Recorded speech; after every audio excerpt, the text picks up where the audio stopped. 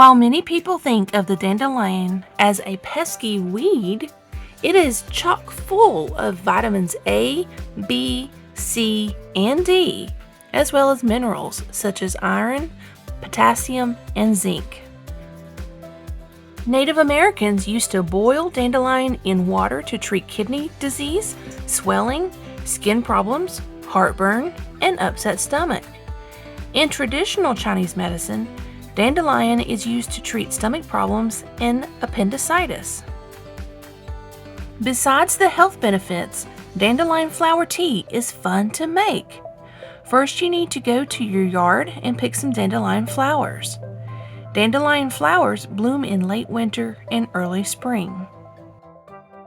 Once you have a bunch picked, wash them under running water. Make sure to rinse off any dirt. Set them to the side and boil some water.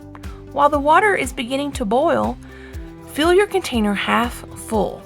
I'm using a quart jar, but you can use any size you like, just as long as it is filled half full. If you are using glass, make sure that the jar is warm. If you don't, you risk it breaking when the boiling water hits the glass. When the water is to boiling, fill the container full of water over the dandelion flowers.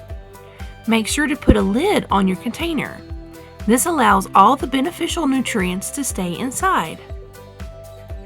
Most people will allow this to steep only 20 to 30 minutes, but I prefer to let it set for much longer.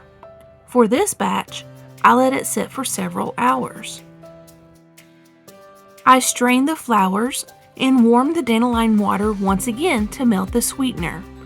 I love using either honey or homegrown stevia, but you can use sugar if you prefer.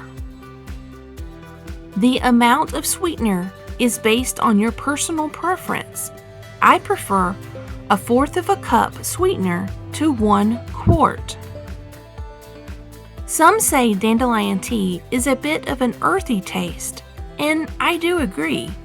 So sometimes to make it more palatable, I will add a splash of fruit or black tea. We here at Survival Homestead Teaching Farm hope you have found this video enjoyable. If you have, please like this video, share this video, and subscribe to our channel. Thank you for watching.